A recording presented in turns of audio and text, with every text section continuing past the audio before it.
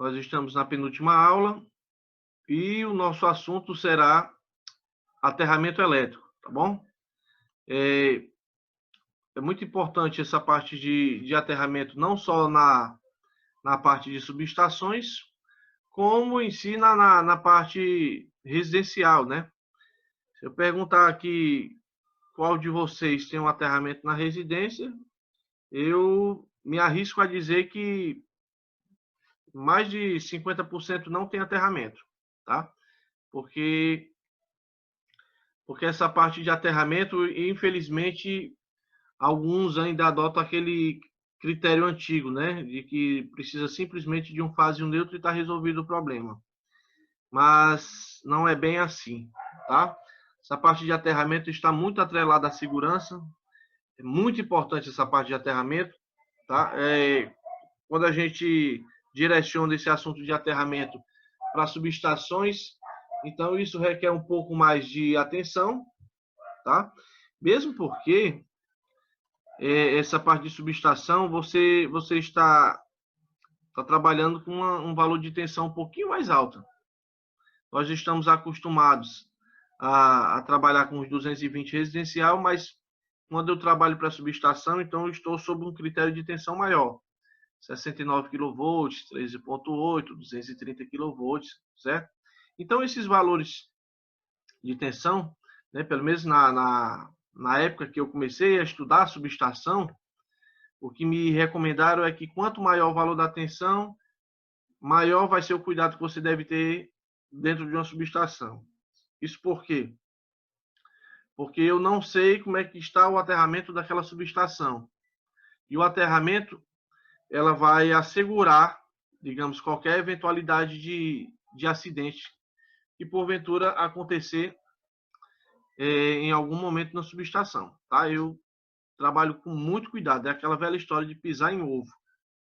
Trabalhei numa subestação de 230 kV com todo o cuidado do mundo.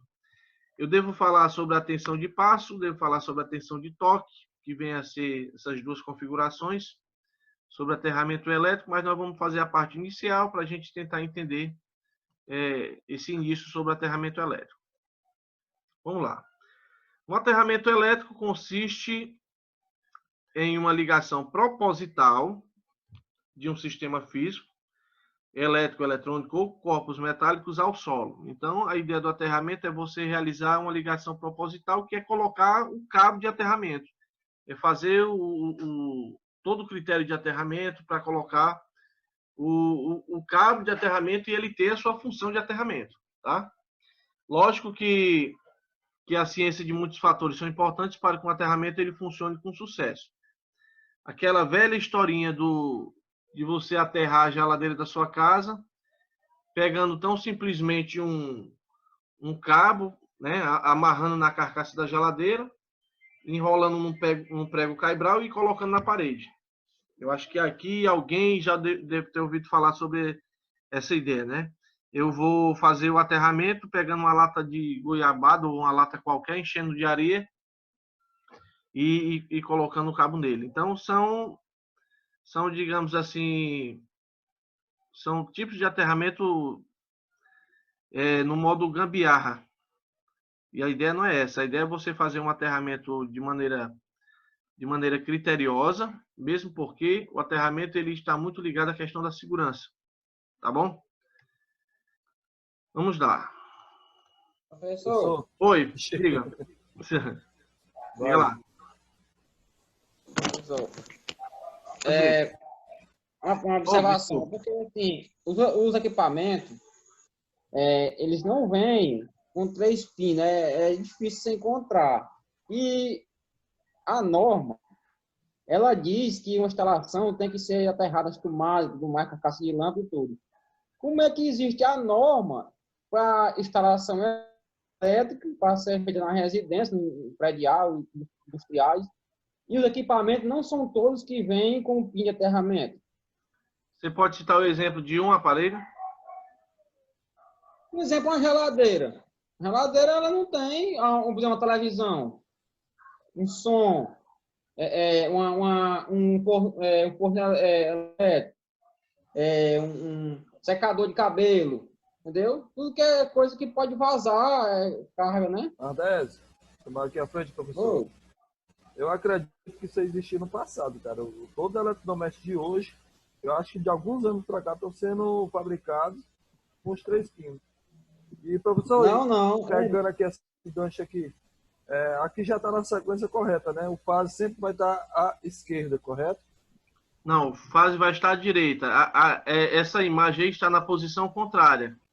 Como se eu fosse colocar os cabos, entendeu? Sim, sim, sim. Eu estou falando na posição dela correta, virada. Você verificando de frente, primeiro, esse orifício central tem que estar na parte de cima. Aí como é que eu vou considerar? Com o orifício voltado para cima, a fase à minha direita e o neutro à minha esquerda. Mesmo porque não tem como errar, porque essas tomadas ela vem com um neutro tipado, né? Então ela aparece uma letrazinha N indicando que é o neutro. Correto. Tá bom? Vamos lá, respondendo a pergunta do nosso amigo. É o seguinte. O Mardés tem razão. Comprei um ventilador essa semana, aí, ó. 2 pinos. Vamos lá. Deixa eu explicar. Existem alguns componentes, né? Por exemplo, a máquina de lavar. Hoje você encontra algumas máquinas de lavar ainda com 2 pinos, né? Com 2 pinos, o plug de 2 pinos. Só que a maioria dos eletrodomésticos, principalmente nós estamos falando de equipamentos metálicos, né? Eles acompanham 3 pinos. Ah, mas um tempo desse eu comprei a máquina de lavar, um exemplo, onde está a máquina de lavar. E eu encontrei 2 pinos. Eu acredito que seja uma frota mais antiga. E outra, essa da frota mais antiga, se você acompanhar a carcaça dela, ela tem lá na parte de trás um cabozinho, que é geralmente verde ou verde com amarelo, e você vai conectar o sistema de aterramento. As frotas atuais, ela vem, em sua maioria, acompanhada de 3 pinos, tá bom? Por exemplo, o televisor aqui de casa já tem uns 5 anos, e elas são 3 pinos, tá bom? A ideia é que com o passar dos anos não, acho que nós já estamos basicamente vivendo isso, mas vou colocar aqui daqui a uns 5, 6 anos, isso aí vai se tornar um padrão geral, porque, na verdade, o padrão ele começou com as tomadas, né? E aos poucos está seguindo com os plugs. Em 2002, ele foi criado uma norma, que é a NBR 14136, de 2002, tá? Essa norma, ela padronizou, criou um padrão para as tomadas. Então, hoje você encontra as tomadas num sistema de padrão, que são aquelas com a cavidade, né? Antigamente não tinha isso. Antigamente eu tinha uma certa dor de cabeça porque eu encontrava tomada de todo modelo que você imaginar. Encontrava tomada com parede lisa, encontrava tomada com 2 orifícios, ou então encontrava com 3 orifícios, porém com um modelo diferente. Quando chegava, você ia comprar um eletrodoméstico que tinha 3 pinos, você tinha que quebrar o pino do meio, muita gente já chegou a fazer isso, para que eu conseguisse colocar ele para funcionar, tá? Só um instante aqui, pessoal. Certo? Então a ideia futura, acredito eu, é isso se tornar um padrão. Tá bom? professor, Oi. com licença. Pois não. Esse cachorro aí lá, que nem aí na casa do senhor, é? Não é não, cara. Eu já ia perguntar para você se você estava me ouvindo. Deve ser bem do quintal ali, do vizinho. Acho que parou. Aí vamos lá. Eu respondi a dúvida do amigo. Não, professor, ok, assim, é porque, eu digo assim, um grande exemplo é o celular, né? Todo mundo hoje em dia compra um celular e você nunca viu um carregador com 3 pinos, sendo que já houve vários acidentes envolvendo o celular, tablet. Mas assim, vamos lá. Essa questão do acidente que teve no celular não teve nada a ver com o sistema de aterramento, né? Mesmo porque a tensão que chega ao celular é uma tensão contínua e é uma tensão muito baixa, de 3, alguma coisa. O lance é porque muita gente, eu digo assim, muita gente, embora a televisão, né? As reportagens que já têm mostrado acidentes falam do perigo, mas ainda tem muita gente que às vezes fica utilizando o celular com ele conectado. A tensão que tem na fonte é 220, ele vai transformar, vai retificar, vai passar uma tensão baixa de 3, alguma coisa. Só que pode haver uma falha na fonte, né? E levar um excesso de tensão até a bateria, ou então a bateria pode explodir. Como já aconteceu vários casos da bateria ficar inchada ou explodir. Então, assim, não tem nada a ver com aterramento, não. A questão é porque é uma bateria, né? Aquela história de você colocar o celular para carregar em cima de uma cama e ele fica esquentando, a bateria pode apresentar problema. E essa questão do colchão, né, ser inflamável, alguma coisa assim, acontecer acidente, como já aconteceu vários por aí. Tá bom? Vamos lá. Ao realizar a ligação dos cabos na tomada, verificando 3 orifícios existentes, né? Então, assim, você quebrava o pino do meio. Antigamente, eu não vou comprar um adaptador, um Benjamin, não vou comprar um T para utilizar, não. Então, eu vou quebrar o pino do meio. Encosta ali no canto da mesa, quebra, pronto, resolvido. Vai funcionar? Vai. Agora, o que você acabou de fazer? Você acabou de tirar a proteção desse equipamento. No caso do televisor, sei lá, da máquina de lavar, ou da geladeira, ou do forno de micro-ondas. Ele vai funcionar, obviamente, porque vai ficar os 2 pinos referentes ao fase e neutro, mas não vai ter o sistema de proteção. De repente, você pensa assim, não, eu vou comprar a tomada para fazer um negócio bonitinho, certinho, não vou quebrar o pino do meio, né?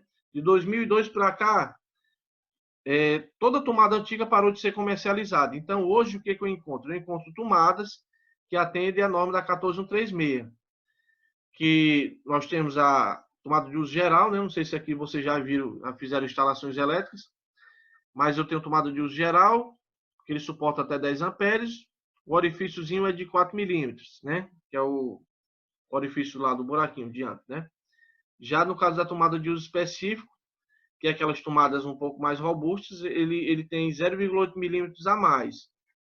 É tanto que às vezes você compra um eletrodoméstico e quer inserir uma tomada e ele não entrou.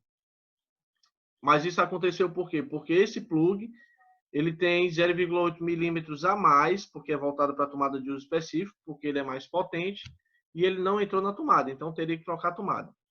Mas isso não vem ao caso. Digamos que você trocou a tomada, você não quebrou o pino.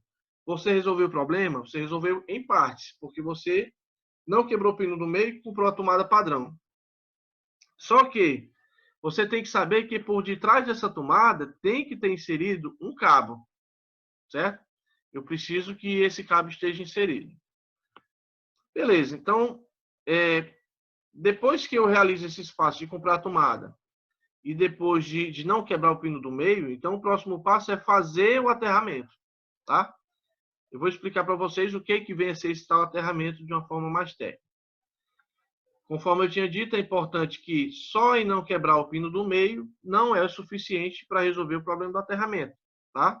Mas sim que uma série de critérios seja estabelecida. Então, vocês estão vendo aqui um plug já com sistema de adaptação para essas tomadas novas, tá? E os 3 pinos. Só um instante aqui. Deixa eu perguntar para vocês uma coisa. Meu áudio, o Lindenberg falou que meu áudio está falhando. É porque a internet está Beleza. um pouquinho inconstante. Qualquer coisa eu vou tentar mudar aqui de posição para ver se dá certo. Tá? Sinalizem para mim, tá? Se porventura ficar falhando muito. Eu pergunto para vocês. Vocês sabem qual foi a finalidade dessa cavidade da tomada? Alguém pode me responder? Ser padrão, pô. Uma ligação não dá errado de jeito nenhum. Não tem outra forma de ligar. Não, eu digo dessa cavidade. Minha opinião, professor, é para evitar choque. Para não manter. Pode ser proteção, senhor. Levar choque. Pronto, alguém me respondeu? Alguém me respondeu com relação ao choque, né? Proteção. Exatamente, como sistema de proteção. Porque, vamos lá. Enquanto eu tenho aquela tomada antiga, que a tomada antiga era parede lisa. Oi? Vamos lá. Enquanto que eu tenho uma tomada antiga, e a tomada antiga é parede lisa, né? Como ela é parede lisa, quando você conectava o plug, no caso, essas duas figuras aqui, Ela retrata muito bem. Você colocava e poderia acontecer de acidentalmente você ficar com o dedo encostado, aqui no pino, né? E o que acontecia? Você acabava por receber uma descarga elétrica. Hoje, o que acontece? Criar essa cavidade, o camarada vai colocar o pino, vai inserir na tomada. Quando ele pensar em querer encostar o dedo dele no plug, essa parte aqui, olha, ela já tem preenchido todo esse espaço, evitando que a pessoa ela viesse a tocar essa parte. E outra, para redobrar mais ainda a segurança, existem alguns eletrodomésticos que hoje estão vindo só com a ponta metálica, né? Então, se você verificar, existem alguns eletrodomésticos que só tem uma ponta metálica. Logicamente, por dentro, ela vai ter todo o contato, vai entrar em contato com os cabos. Como eu vou ter só essa ponta, o resto vai ser um plástico, então, quando você inserir, já foi. Embora que você tivesse o poder de encostar o dedo no plug, você estava encostando numa parte de plástico. Então, ele redobrava mais ainda a segurança. Tá bom? O tamanho também, né, professor, dos pinos, quando ele saca fora, ele já não tem mais contato internamente, né? Exatamente. Certo? Então, vamos lá. O aterramento é basicamente uma das formas mais seguras de proteger e garantir o bom funcionamento de uma instalação elétrica, além, é claro, de atender às exigências das normas. Então, para você fazer, por exemplo, uma instalação elétrica no perfil padrão de norma, né, eu tenho que entender que o aterramento ele vai garantir o bom funcionamento e, ao mesmo tempo, vai garantir a integridade física de quem for utilizar. Vamos colocar com uma máquina de lavar, porque eu já vi vários relatos de pessoas que receberam descargas de máquina de lavar. Por quê? Porque a estrutura da máquina de lavar ela é metálica.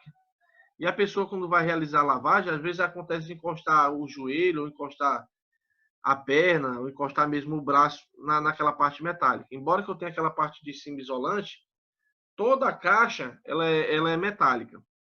E, às vezes, acontecia, além disso, haver um problema seríssimo de não ter aterramento. Tá bom?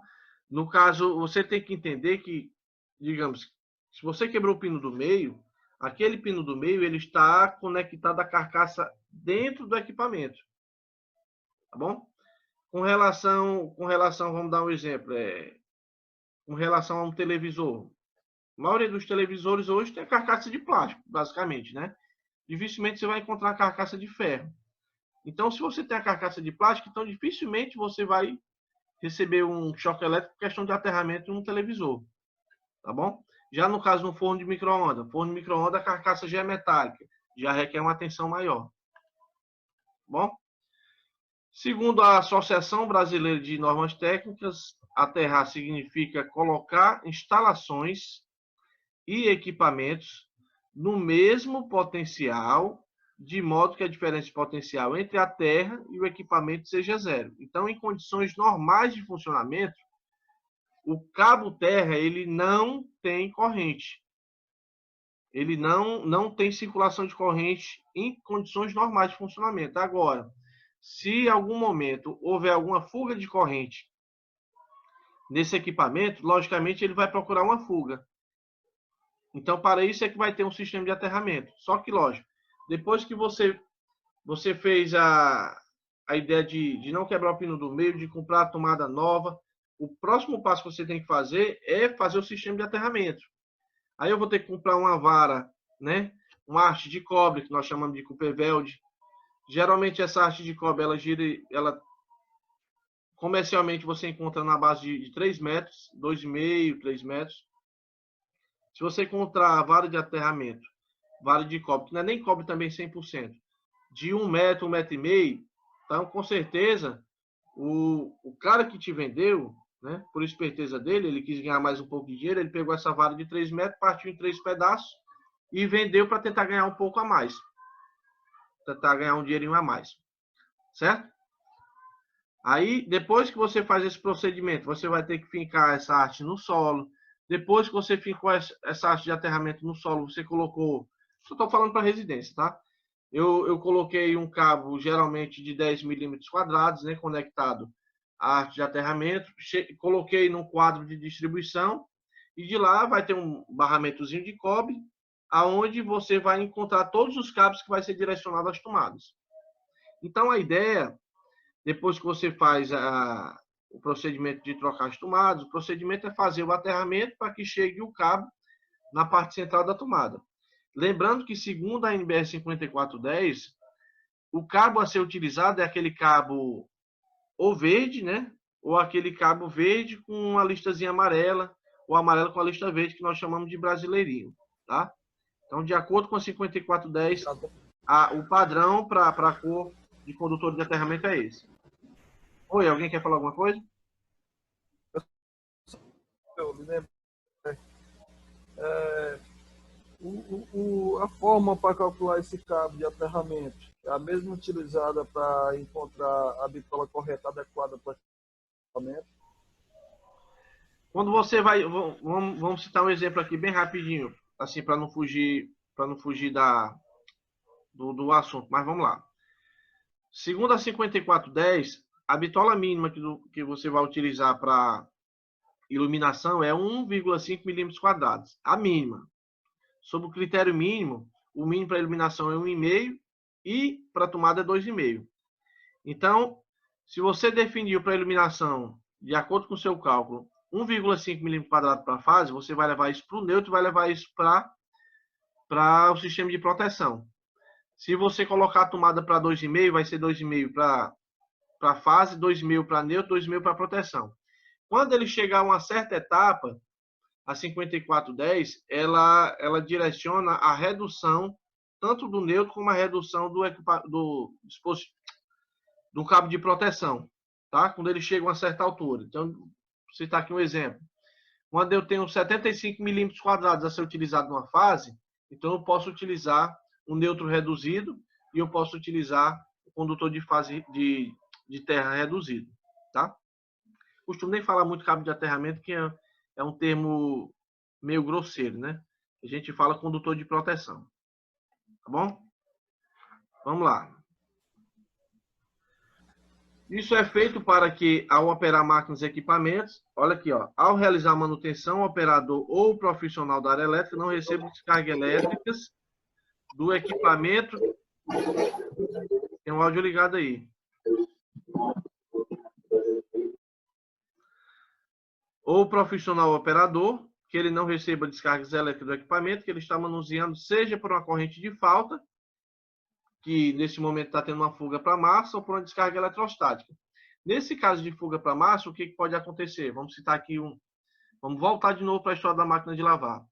Na parte de baixo, pessoal, eu tenho um motor, certo? É um motor elétrico que tem bobinas, que essa bobina é esmaltada, que eu tenho um núcleo, que vai funcionar assim como um motor elétrico comum que vocês talvez já virem máquinas elétricas ou então ainda vão ver. O que acontece? Esse fio é esmaltado. Pode acontecer de haver um leve curto, não vou nem dizer curto, mas uma leve fuga entre uma dessas bobinas e a carcaça pode acontecer. E acontecer de alguma parte ativa encostar na carcaça. Ele pode fazer com que o dispositivo pare de funcionar ou não. Então, pode acontecer, e já aconteceu vários casos, de não só o motor, mas alguma parte ativa entrar em contato com a carcaça e ele continuar funcionando sem nenhum problema, entre aspas, né? E a pessoa acaba por recebendo um choque elétrico porque está tendo uma fuga para a massa. Essa massa nós costumamos chamar de carcaça, tá bom? Que é uma fuga para a massa, que no caso é a carcaça do equipamento.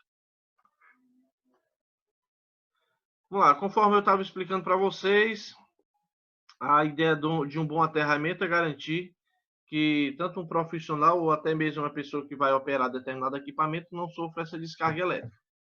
Tá bom? Aterrar um dispositivo ou aterrar um equipamento está relacionado a interligá-lo com a terra propriamente dita, né? É o que acontece. O primeiro passo quando se realiza um aterramento, lógico, pelo menos para pequeno porte, é você cravar, né, em alguma parte do terreno,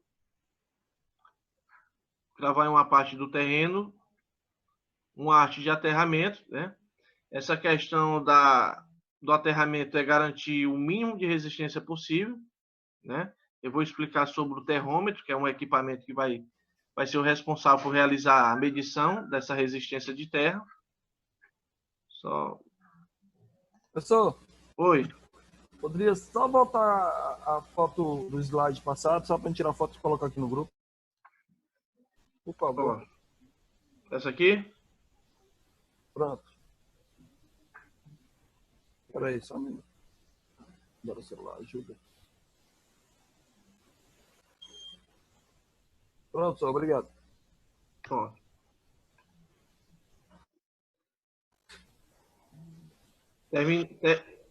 Quem terminar de comentar, tira o áudio, tá?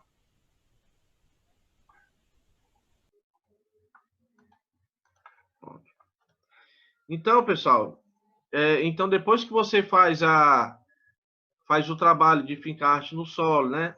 Eu tenho que garantir que a resistência desse aterramento ela seja a menor possível, tá? Geralmente de 5 ohms para baixo, 5, 3, em algumas situações até 10. Por que a resistência tem que ser tão baixa? Porque vamos entender, se de repente houver uma fuga de corrente entre a parte da carcaça e a parte ativa, quando eu tenho um bom aterramento, eu digo um aterramento com um valor de resistência muito baixa, vocês sabem muito bem que a corrente ela vai procurar o caminho mais fácil para poder passar. Se eu tenho um aterramento inadequado, com valor de resistência alta, nós temos que saber que cada corpo, cada ser humano apresenta um valor de resistência diferente um do outro. E se porventura o valor dessa resistência tiver um valor mais alto do que o seu corpo, a corrente elétrica ela vai passar pelo seu corpo e não vai passar pelo sistema de aterramento. Então, quando você vai fazer um trabalho de aterramento, você tem que garantir que o valor da resistência desse aterramento utilizado, né? Logicamente, eu utilizei um instrumento de medição, ele tem que ser o menor valor possível, porque a corrente vai passar pelo sistema de aterramento, evitando que passe a atingir a pessoa que for operar, tá bom? Então, aterrar um dispositivo está relacionado a interligá-lo com a terra ou a uma grande massa que possa substituir. Então, tem que ser um bom aterramento, tá? Eu já realizei alguns trabalhos lá em Pacajus e aconteceu de dar 2, 3 viagens, porque a gente ia fazer a medição do aterramento, né, da resistência do aterramento, a resistência dava 45, 48, 30 e tanto, e é um valor ainda muito alto. Então, a ideia é que o valor dessa resistência seja o mais baixo possível. Lógico, existem alguns fatores que vai contribuir para que o valor dessa resistência ela atinja o valor baixo mais rápido, né? Vou ter que levar em consideração a terra. Às vezes a terra ela é muito ruim, eu tenho que fincar mais arte no solo para fazer esse trabalho. Às vezes a terra ela é muito boa, você finca duas hastes, 3 hastes, ela já resolve o problema. Mas vou citar um exemplo. Eu fiz o último trabalho de aterramento que eu fiz, alguns anos atrás, foi lá no P100. Foi na siderúrgica, quando estava sendo construída. Eu fui fazer o aterramento em um container, que ia ser um escritório lá de uma das empresas. Aí o que acontece? A terra lá, por ser muito ruim, eu tive que fincar várias hastes no solo e conectar com um cabo nu, né, um cabo nu de cobre, só que no caso soldado exotermicamente. Eu não sei se aqui alguém já ouviu falar sobre solda exotérmica. Oi? Qual a distância de uma haste para outra? Geralmente o tamanho da arte. Beleza. Entendeu? Certo? Então, tem um tamanho de 3 metros, então eu deito ela, então vai ser um espaço de 3 metros. Só que é o que eu disse. Dependendo da terra, vai chegar ao ponto que você vai ter que colocar mais arte no solo. Certo? O pessoal já trabalhou com solda. Outra coisa. Só observar, aproveitar o ensejo aí do amigo. O que também às vezes pode acontecer? Dependendo da situação e dependendo da região onde você vai fazer o trabalho, você pode comprar um arte de aterramento que já vem com uma luva de rosca e você emenda com outra arte de aterramento e fica mais ainda no solo. Lógico que a ideia é que quanto mais profundo for a arte de aterramento, eu acredito que seja melhor. Por quê? Se eu estou colocando a arte mais fundo, a arte ela está indo de encontro ao lençol freático. O lençol freático tem água. Então, quanto mais molhado for a terra, a resistência vai ser menor. Então, vai ser melhor para mim. Tá? Então, quando nos referenciamos a um dispositivo aterrado, estamos afirmando que pelo menos um de seus terminais estão propositalmente ligados à terra, que no caso é o pino do meio. Aterramento elétrico, então, quais são as funções? É a proteção da integridade física do homem, é facilitar o funcionamento dos dispositivos de proteção, por quê? Porque se eu tenho alguma fuga de corrente voltada para a carcaça, esse equipamento ele não vai funcionar mais 100% como antes ele funcionava. Um outro objetivo vai ser descarregar as cargas eletrostáticas de carcaças de objetos e equipamentos. Essa questão de eletrostática, não sei se aqui vocês já ouviram falar, mas a gente comenta muito em eletricidade e eletromagnetismo. A questão da eletrostática é quando o tempo está muito úmido ou o tempo está muito seco, né? Você acontece de levar assim, um choquezinho bem de leve assim, na maçaneta de uma porta, porque a umidade relativa do ar está alterada. Tá bom? Então, aqui a representação do potencial de terra, a arte de aterramento, né? Aqui é uma representação simples de tensão de passo. Eu vou explicar daqui a pouco para vocês. A norma que retrata a parte de aterramento, ou seja, medição de resistência de aterramento e de potenciais na superfície do solo em sistema de aterramento, é a norma da BNT 15749. Tá? Com a última versão em 2009, ela vai estabelecer os critérios e os métodos de medição de resistência de sistema de aterramento. Então, essa norma ela vai explicar como é que vai ser o procedimento de medição para que você atinja o valor ideal, o valor necessário para que ele consiga funcionar adequadamente.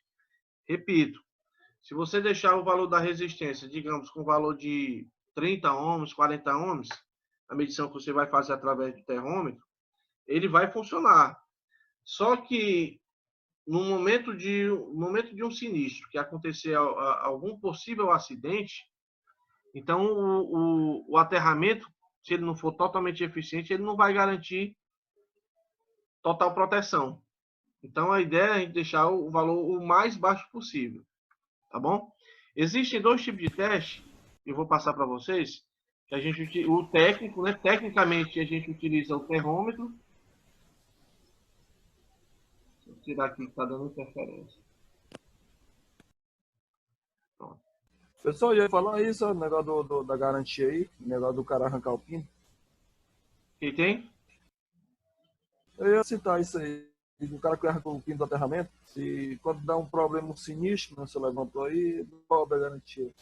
É a velha história, não adianta você colocar arte de aterramento, não adianta você colocar o cabo, digamos, de 10 milímetros quadrados no quadro, você colocar todos os cabos de aterramento para todas as tomadas da sua residência e, no final das contas, o equipamento que você vai inserir só vai ter 2 pinos.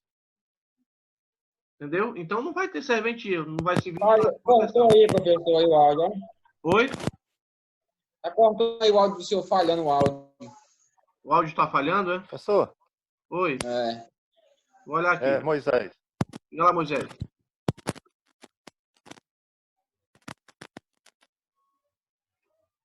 Oi. 2015, viu? Vamos atualizar. Peraí, tô ouvindo, não, tá falhando. Sobre aterramento. Aterramento já está 9. Passou para uma outra versão, não foi isso? Foi. No caso, eu acho que falhou o áudio, não deu para ouvir direito, mas eu acho que foi 2014, foi 2015.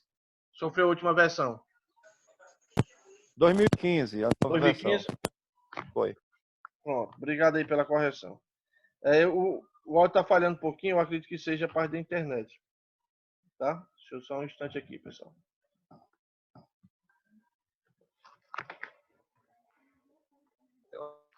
Não está falhando não, viu, professor? Tá tudo ok. Oi? Seu áudio não tá falhando, tá ok, tá normal. O meu aqui agora também. Pra mim aqui também tá ok, viu, professor? Tá ok.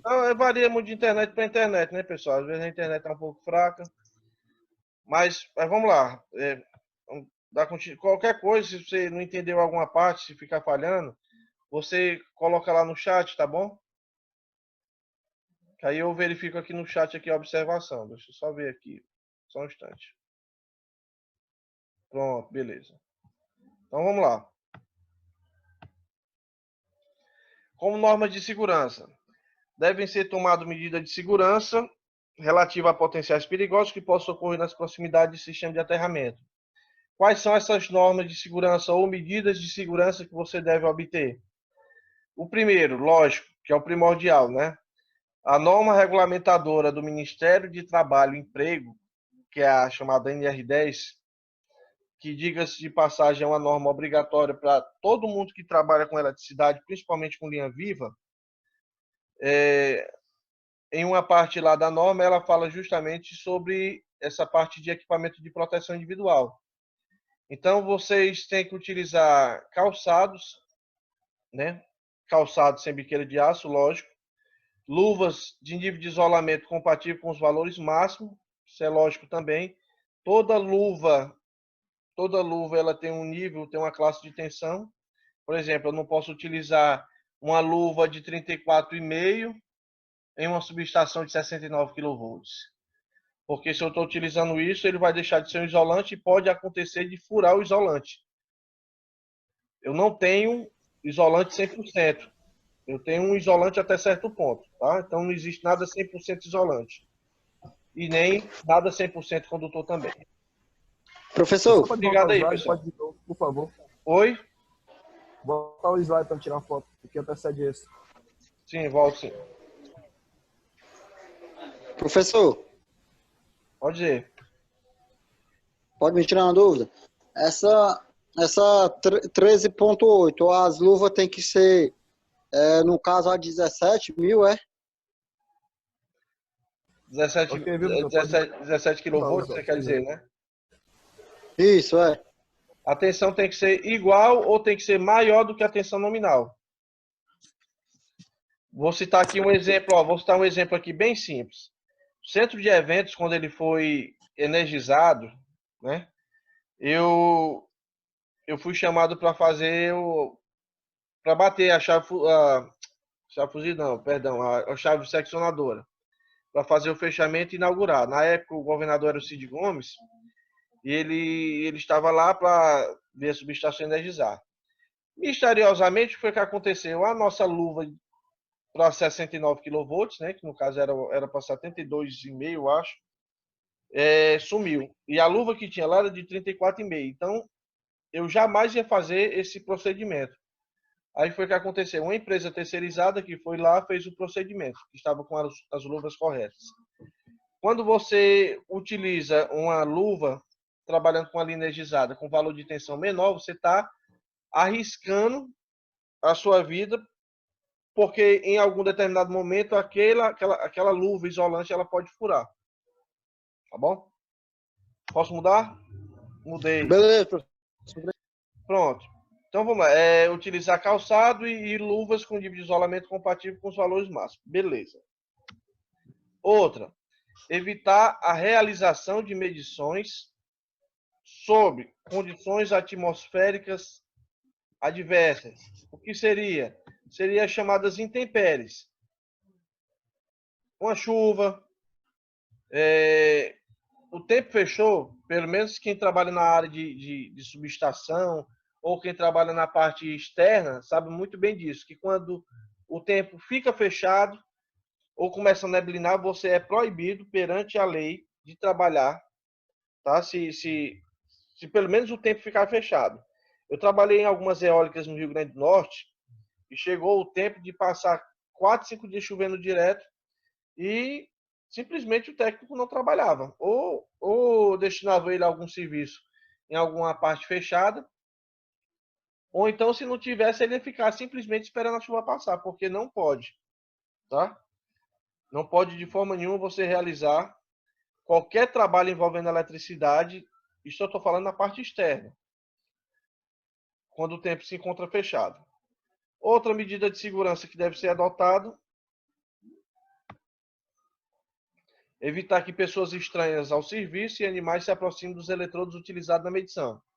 Essa parte, ela já é para medição. Você fez a instalação de todo o sistema de aterramento e quando você fez esse procedimento que você vai realizar o terrômetro para realizar a medição, o terrômetro ele vai injetar uma corrente nos eletrodos. Então, para isso, eu não posso ter ninguém ao meu redor, a não ser a parte técnica, para fazer esse serviço. Tá?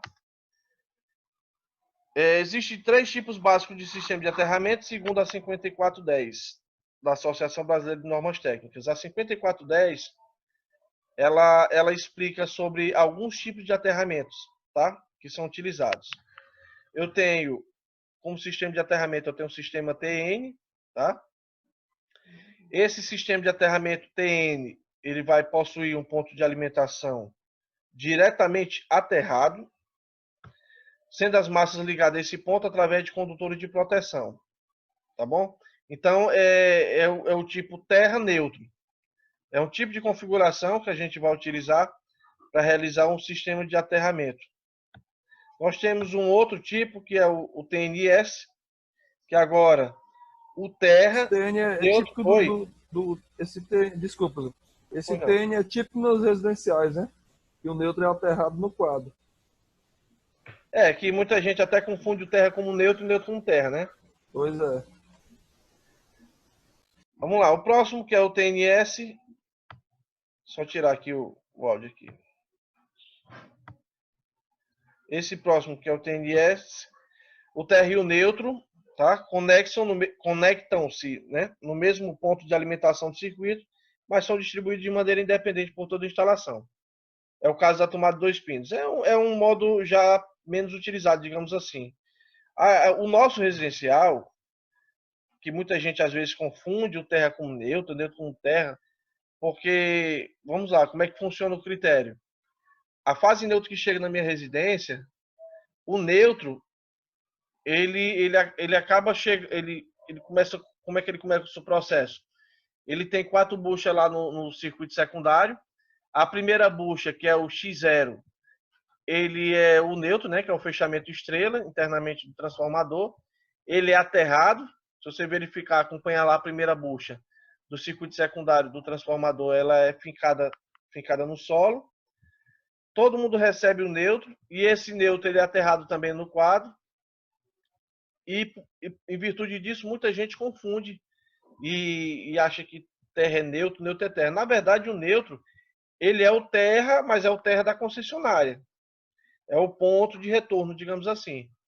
Então, o aterramento que eu vou utilizar na minha residência é o aterramento que eu vou fazer, fincando a arte no solo e realizando todo o procedimento. O próximo tipo que eu tenho está aqui, olha. Aqui, ó, o sistema, conforme eu tinha dito, ó. Eu tenho aqui a massa, ó, sistema de linha, sistema de neutro, né, que é a simbologia do neutro, diagrama unifilar e o diagrama unifilar do terra. Tá bom? O próximo que eu tenho aqui é o TNC, que é o menos recomendado. E esse sistema tem um fio de terra e neutro conectado no mesmo ponto de alimentação do circuito. Então, ele é o menos recomendado e o menos utilizado. Aqui a tipologia. Essa figura, pessoal, eu tirei da 5410, tá? Você entra lá no Google e acessa lá a NBR 5410 2004, que ela tem todas essas figuras e as explicações. Tá bom? Eu só fiz colocar alguns pontos assim mais importantes sobre esse sistema de aterramento. Esse próximo sistema, que é o sistema TT, considerado o modelo mais eficiente, tem uma arte própria para aterramento no transformador. Isso, esses sistemas que eu estou citando, tá? O TNC, o TNS, o TN, esse TT, eles são vários modelos e vários tipos de configurações de aterramento. Isso eu não estou levando só para aterramento residencial, não, entenda, tá? São aterramentos que pode ser utilizado em fábrica, indústria, subestações e assim por diante. É como um modelo de tomadas de 3 pinos, o terceiro pino é conectado ao aterramento, garantindo que cada aparelho ligado na tomada possa ser aterrado. Aqui a figura, a representação aqui do terra, né? Representado por esse Tzinho. e aqui a representação unifilar do neutro. Vamos falar aqui um pouquinho sobre tensão de toque e tensão de passo, tá? Esses dois procedimentos, pessoal, eles são de extrema importância no momento de instalação de uma subestação. Então, quando vai se realizar o procedimento de aterramento numa subestação, eu vou fazer toda a conexão de aterramento, né? Entenda, eu comecei todo o trabalho do aterramento. Eu finquei as artes ao redor de toda a subestação. Eu conectei os cabos de cobre nu, soldei exotermicamente, fiz todo o sistema de grade de aterramento e o próximo passo é utilizar o teste de tensão de toque e tensão de passo. Aí vamos lá. O que é tensão de toque? O tensão de toque, ele vai ser a tensão entre o pé e entre a mão que toca uma massa metálica energizada em relação à terra. Vamos citar aqui um exemplo. Quando você vai realizar algum trabalho na subestação, que você for entrar na sala de controle tem a maçaneta. Então, digamos, pode acontecer de você receber um choque elétrico ao tocar na maçaneta da porta. Isso eu estou levando em consideração que está havendo alguma fuga de corrente por debaixo, né, na parte do solo. O aterramento foi mal feito, aconteceu algum problema que o aterramento não funcionou. Então, a tensão de toque nada mais é do que a pessoa que vai realizar o toque entre a mão e o pé com qualquer parte metálica energizada, tá bom? Então, essa parte que você tocou, que você recebeu a descarga, com certeza houve uma falha de isolamento entre alguma parte da subestação. Então, tem aqui uma representação de um motor, de uma máquina. Ela está com alguma fuga de corrente. O sistema de aterramento não está sendo eficiente ao ponto de proteger. E houve uma diferença de potencial entre a parte da mão e entre a parte... Nós estamos falando a parte do pé, são as duas pedras, né? Que você vai conectar ao solo. Então, vai haver uma diferença de potencial entre esses dois pontos. E para isso, em virtude disso, você vai receber uma descarga elétrica, tá bom? Então, a gente tem que tomar um grande cuidado quando a gente... Eu estou falando assim, quem vai trabalhar na subestação. Fazendo a parte inicial de aterramento, eles marcam muito colado com relação ao teste, a quantidade de resistência de aterramento que vai haver no momento do teste. Por quê? Porque quando eu estou trabalhando com subestação, eu estou trabalhando com nível de tensões altas. Então, é um nível relativamente alto e maior ainda é o cuidado. Eu não sei se aqui alguém que já trabalhou em subestação ou trabalha, já ouviu falar que quanto maior for o valor da tensão aplicada na subestação, menor tem que ser o espaço do passo que você deve dar ao caminhar na subestação, né? Primeiro, que o que é recomendado, segundo a norma, é você não correr na subestação. Também ninguém vai ser doido de fazer isso. Mas o segundo é você evitar passos muito longos dentro de uma subestação. Porque pode acontecer de haver uma diferença de potencial entre os dois pontos das duas pernas do operador, tá? Lógico, isso é uma coisa difícil de acontecer, mas é uma coisa que pode acontecer sim. A tensão de passo, conforme eu tinha dito, vai ser a tensão que surge no solo, entre os pés de uma pessoa que está próximo ao eletrodo de aterramento ou uma área de aterramento no instante em que passa pelo solo uma corrente elétrica. Então, para que essa natureza ocorra, é porque com certeza houve alguma falha no sistema de aterramento na parte de construção. Alguma parte do cabo que rompeu, o valor da resistência de aterramento que está com valor muito alto, e aconteceu de soltar um cabo e esse cabo está energizando o solo. E às vezes, dependendo do nível da tensão, mesmo o técnico estando bem calçado, com sua bota de segurança, pode acontecer de ele receber uma descarga elétrica, tá? Definições sobre a 15749. É aconselhável que o levantamento dos perfis de potenciais de superfície do solo e das tensões de toque de passo seja realizado com injeção de alta corrente. Então, nós temos um instrumento de medição que ele é o adequado para você injetar uma alta corrente em cima dos eletrodos e verificar se existe alguma fuga, tá? Para medições de tensão de passo e de toque em determinados locais, como casas, edificações e tal, onde não há suspeita de fortes correntes, também pode-se introduzir a medição com termômetro comum. Existe o teste grosseiro, isso agora já voltando para o lado mais da residência e tal, que eu já vi infelizmente acontecer, é que quando o termômetro está falhando ou quando o camarada não tem o termômetro, ele quer realizar o teste com a lâmpada. Não sei se aqui alguém aqui já ouviu falar. Lampímetro. Oi? É o lampímetro ou com a furadeira, né?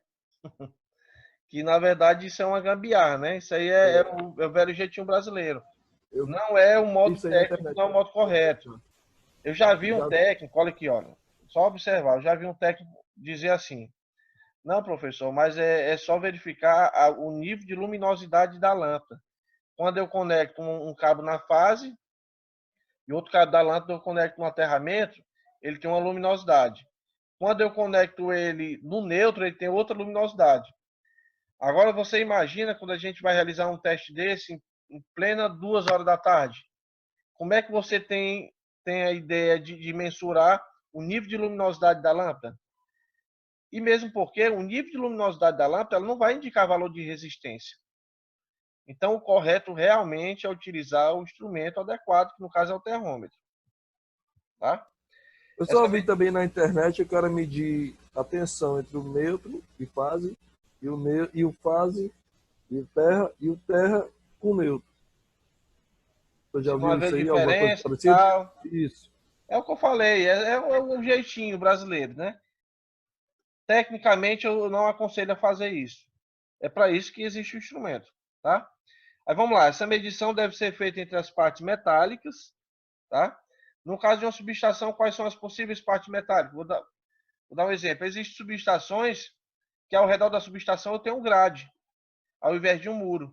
E se eu tenho uma grade, então o procedimento a ser feito também vai ser feito na grade. Justamente para acontecer de alguém que está na parte de fora vir a encostar nessa grade e não receber uma descarga caso ocorra alguma fuga de corrente que venha atingir a estrutura da grade, tá bom? No caso das medições de tensão de passo, a tensão deve ser medida entre 2 eletrodos de potencial cravado no solo e afastado 1 metro. Então, esse aqui, pessoal, é um procedimento técnico que é feito. Então, eu tenho aqui, olha, o condutor da malha de aterramento. Eu tenho essa arte, que nós chamamos também de estaca auxiliar, com a diferença de 1 metro entre um e outro. Nós vamos medir se tem algum valor de tensão entre esses dois pontos. Tá bom? Durante a medição, uma corrente de teste é injetada na terra através de uma sonda auxiliar. Olha aqui, ó. Olha, deixa eu tirar aqui que está tendo uma falha. Dê uma olhadinha aí dessa figura, olha, que eu tenho esse númerozinho aqui, esse modelo, né? HT2055. Depois vocês dão uma pesquisada na internet. Ele é um modelo de medidor de tensão de passo de toque. Tá bom? Ele tem esse instrumento e ele acompanha esse outro instrumento auxiliar. Então, o que vai fazer? Eu vou injetar uma corrente de teste, tá bom, na terra, através dessa sonda auxiliar. Aqui, pessoal, é tipo uma simulação, tá? Geralmente, o pessoal utiliza muito tipo carpete metálico. E ele vai realizar a medição justamente entre esse ponto aqui. A resistência da sonda auxiliar deve ser tão baixa quanto possível para injetar uma corrente de teste alta. Então, o que acontece? É mais um motivo pelo qual não é aconselhável que pessoas estranhas, né, eles fiquem próximos no momento da medição. Lógico, não é um valor de tensão muito alta. A questão é a corrente, né? Então, no momento que eu estou realizando a medição, não só desse aparelho, mas com o termômetro, no momento que eu estou medindo, ele está injetando a corrente. No caso do termômetro, nós utilizamos 3 3 cabos, né? Vão ser 3 entradas no termômetro. O termômetro vai ser um para tensão, vai ser um para corrente e vai ser um outro que vai ser utilizado no aterramento que já existe no local. Nesse local ele vai fazer a velha lei de Ohm. Que lei de Ohm é resistência vezes a corrente, né?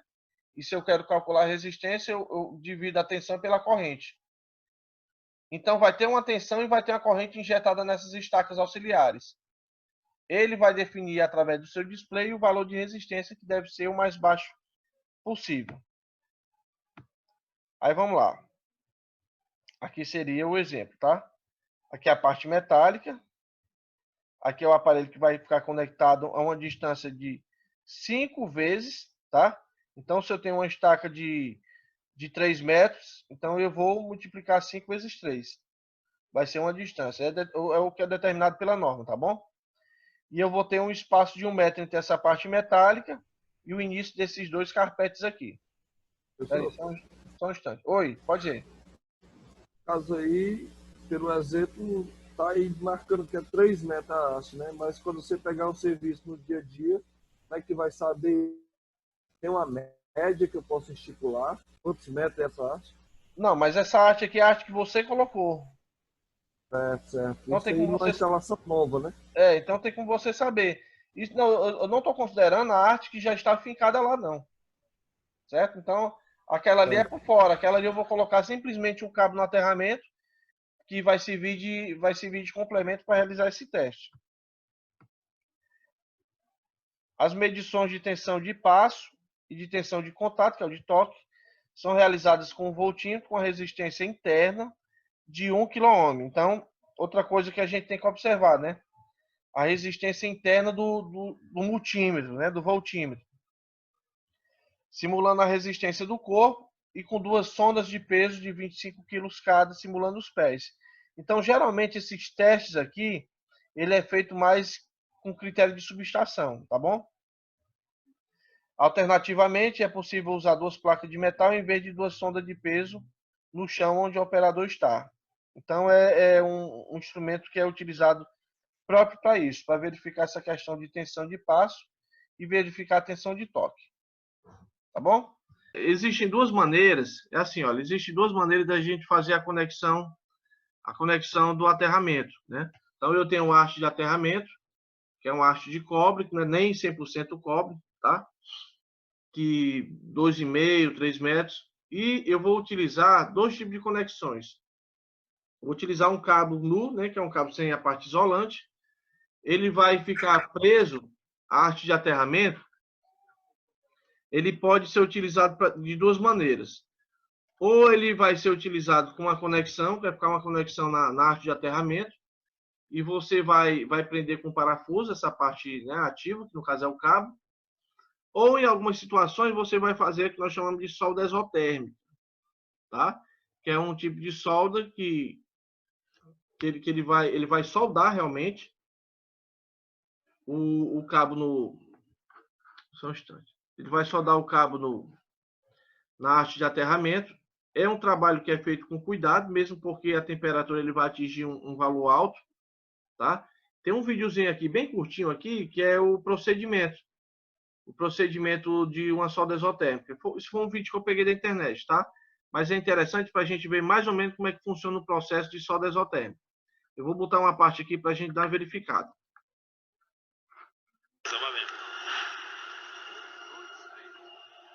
Vocês estão conseguindo ver a imagem? Hein, pessoal? Vocês estão conseguindo ver a imagem aqui? Tô vendo o Sim. João aí. Tranquilo, professor. Tranquilo. Pronto, beleza. Então vamos lá.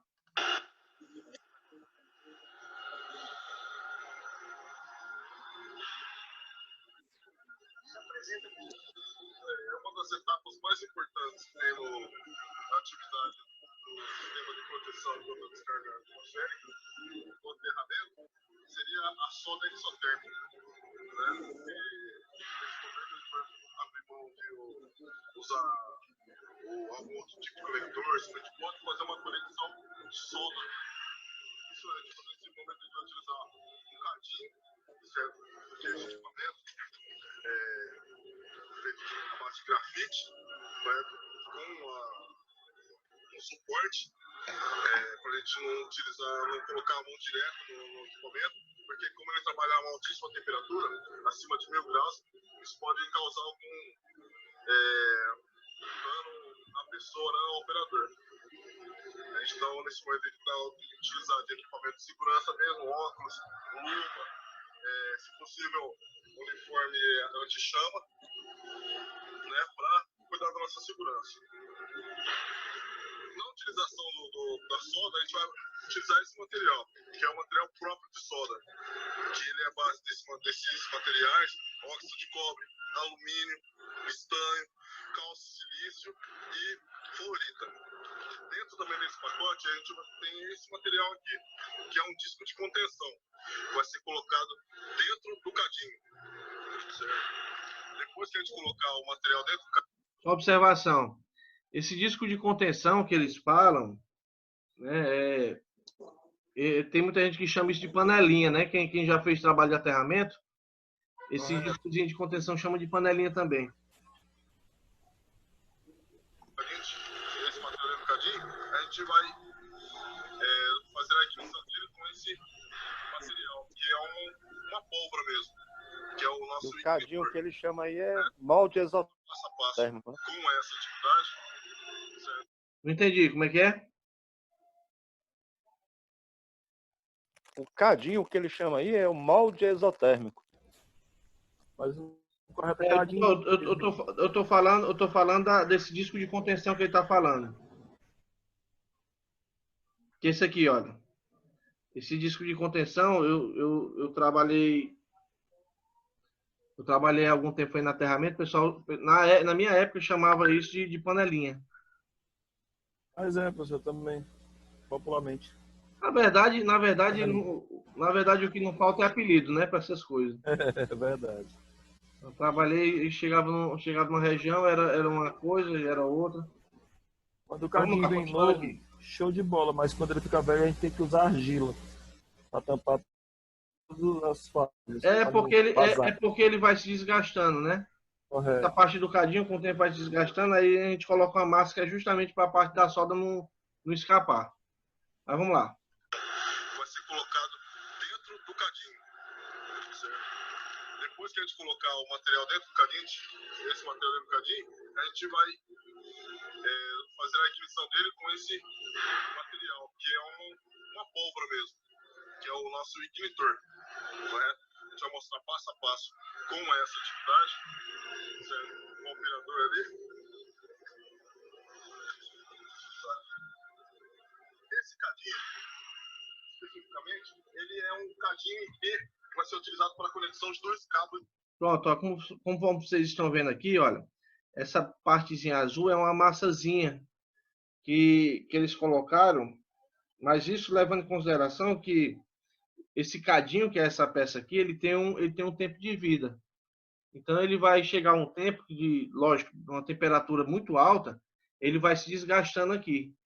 Então pode acontecer de justamente no momento da solda ele escapar e ele escorrer por aqui, olha, aí a solda fica mal feita. Então para isso, quando é feito esse procedimento, aqui no caso ele está fazendo uma junção. Aqui é um cabo que está passando direto, ele pegou aqui esse outro cabo aqui vindo fazendo a derivação, ele vai encontrar com esse cabo e ele vai fazer o procedimento de soldagem. Então, se ele não colocar essa massinha, isso eu estou considerando que o cadinho já esteja bem cansado. Então, a solda não vai ficar bem feita. Considerar também o modelo, né? Do cadinho, que é o P. Como o senhor frisou. De conectar os 2 cabos, visualizar ele aqui dentro, ver se eles estão encostados aqui nesse momento.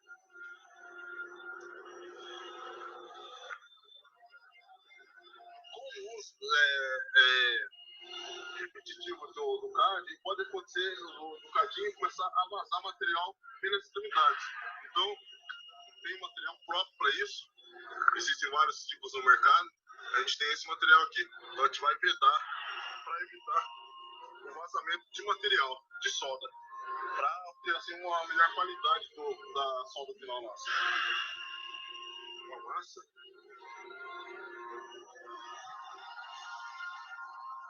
necessário vedar toda a volta do cabo para evitar o vazamento. O cadinho, ele tem um certo número de vezes que a gente pode utilizar ele. Depois ele vai começar a perder a sua função, porque vai aumentando a bitola do cabo. Tá adequado, bem posicionado, então a gente vai fazer o procedimento.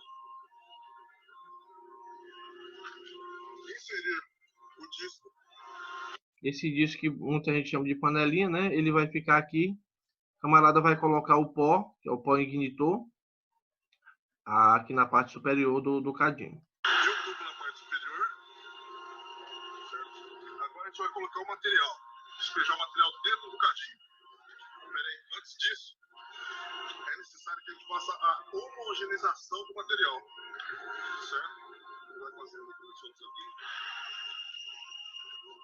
Tudo isso visando uma melhor qualidade da solda no final da atividade do processo.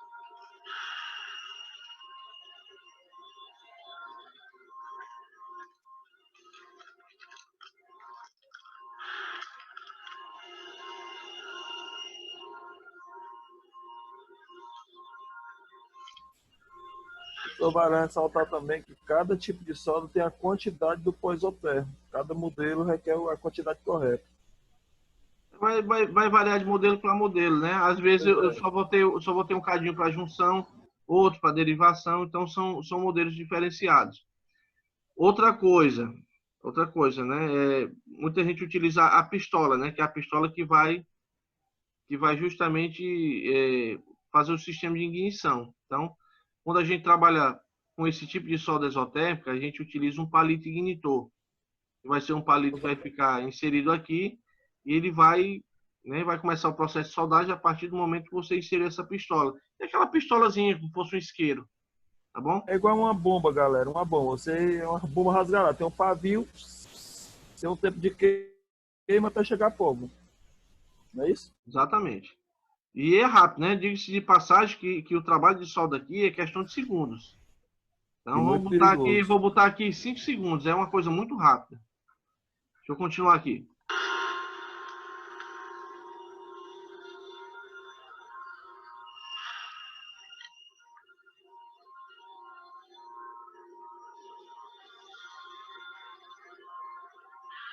Faz um caminho.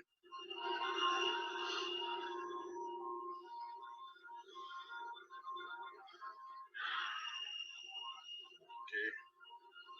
Deixa eu tampar aqui. Nesse momento, agora a gente tem que fazer o uso do nosso equipamento de proteção, óculos. E a gente não pode ficar aqui agora na direção da boca do cadinho, porque ele vai projetar um material em altíssima temperatura. Esse aqui é o nosso ignitor, é a nossa pistolinha que serve para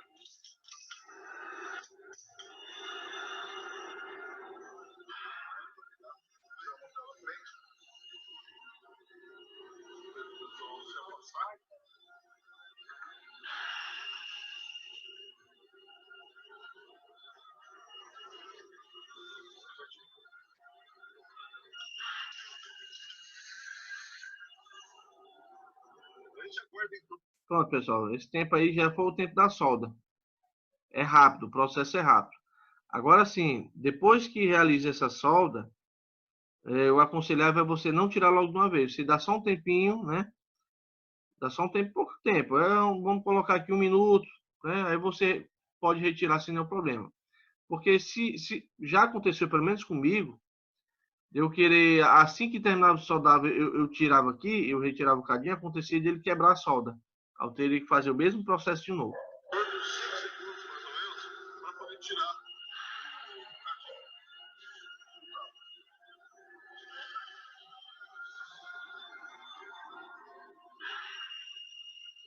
A gente tem aqui agora cuidado para ir lá no cabo, porque o cabo aqui, a gente tem uma área que ele também está aquecido, correto? Então a gente usa a mão da nossa luva, ficou, foi feita toda a cobertura, uma solda de ótima qualidade. Tendo cuidado com o nosso equipamento, que é o cadinho, momento a gente não pode encostar a mão no cabo ainda, porque a gente tem uma área de aquecimento muito grande. Pronto, então esse aqui é o trabalho realizado, tá? Para o que nós chamamos de solda exotérmica. Aí vamos lá, continuando, essa parte aqui já foi. Aí vamos lá, o instrumento que a gente vai utilizar para fazer a medição de resistência de aterramento, né? E nós podemos encontrar no mercado 3 modelos. Nós podemos encontrar esse modelo aqui, que é o analógico. Diga-se de passagem, é um excelente tipo de instrumento para se trabalhar. Eu já trabalhei bastante com termômetro analógico, nunca me deu trabalho, tá? Mas eu já trabalhei também, vez por outra, com o termômetro digital. E nós temos o alicate, né? O termômetro tipo alicate, que é utilizado para medições em situações onde eu não posso cravar ou fincar uma arte no solo. O procedimento que eu vou realizar para esses 2 termômetros aqui, seja ele o analógico ou o digital, eu tenho que fincar 2 artes no solo, que nós chamamos de estaca auxiliar. Geralmente, pessoal, toda vez que a gente compra um termômetro, ele acompanha 2 estacas, nós chamamos de estacas auxiliares, que são metálicas e são utilizadas para auxiliar na medição. Não sei se dá para vocês verificar aqui, olha, eu tenho o E, eu tenho o P e eu tenho o C, tá? Esse C, ele é o cabo mais comprido, que é o cabo vermelho, tanto que não tem como o camarada errar, porque já tem as cores aqui, né? Tem o verde, tem o amarelo, tem o vermelho. Esse vermelho é o cabo mais comprido, tá? Seja do analógico ou digital, é padrão. Esse cabo que é o da corrente, ele é o mais comprido, então, por exemplo, você vai colocar as 2 estacas auxiliares, com a distância que vai variar do tamanho da arte. Então, geralmente, você vai utilizar uma arte de 2 metros, né? 1,5 metro, 2 metros como estaca auxiliar. Vai haver a distância entre um e outro. Você vai ficar a arte que está mais distante do ponto que você vai medir, você vai conectar o vermelho, que é o de corrente, né? O C de current, que é de corrente. Aí eu tenho o P, que é o amarelo, vai ser utilizado em outra arte, que é a P de potencial. Então eu tenho corrente e eu tenho tensão. E esse outro E vai ser o de terra, né? Essa parte aqui vai ser o verde, que você vai conectar no aterramento do local onde você está realizando esse procedimento. Então eu vou ter as 2 estacas auxiliares. Aqui no caso o P, que é o de potencial, diferença de potencial tensão. Esse C de corrente. E eu vou ter esse aqui que vai ser utilizado para a medição do ponto onde eu quero realizar esse procedimento. Quando eu faço esse procedimento, eu tenho que saber que eu estou, nesse momento, injetando a corrente nessa haste. E nessa haste, que é justamente o local do aterramento, é um motivo maior para que pessoas estranhas elas não se aproximem, né? Embora não seja um valor tão alto, mas eu vou ter corrente nesse ponto de medição, tá? Esse método consiste basicamente em fazer circular a corrente através da malha, sob ensaio por intermédio de um eletrodo auxiliar de corrente e medir a tensão entre a malha de aterramento e o terra de referência, que nós chamamos de terra remoto, tá bom? Essa sonda ou eletrodo auxiliar de potencial. Então, é lei de Ohm. Ele vai medir a resistência, ele vai utilizar da tensão e vai utilizar da corrente, né? A razão entre essas 2 grandezas vai definir o valor da resistência, que vai aparecer justamente aqui no display, tá? Então, é mais ou menos esse procedimento, ó. Essa parte mais alta aqui, que seria a parte da corrente. Depois eu vou ter essa outra parte mais próxima, que é a parte da tensão. E eu vou ter esse outro aqui, que geralmente é o verde, no ponto que eu quero realizar o aterramento. Tá bom? Para isso, eu vou utilizar esse instrumento, que nós chamamos de termômetro, que vai ser um medidor de resistência de terra, de resistência de aterramento, que pode ser usado tanto para medição de resistência de aterramento, como para medição de tensões espúrias geradas pelas correntes parasitas. Geralmente, o trabalho que a gente realiza para esse fim é o trabalho de resistência de aterramento. Tá bom? Entre as aplicações mais comuns do terrômetro, podemos destacar a medição de resistência de terra, seja ela em indústrias ou fábricas ou em subestações, então eu tenho que realizar esse procedimento. Para as subestações, eu vou realizar os dois procedimentos, que é o procedimento com terrômetro, né, para verificar o valor da resistência de aterramento, que tem que ser o mais baixo possível, e do procedimento de tensão de passe e tensão de toque através daquele instrumento. Aquele instrumento lá que eu mostrei para vocês.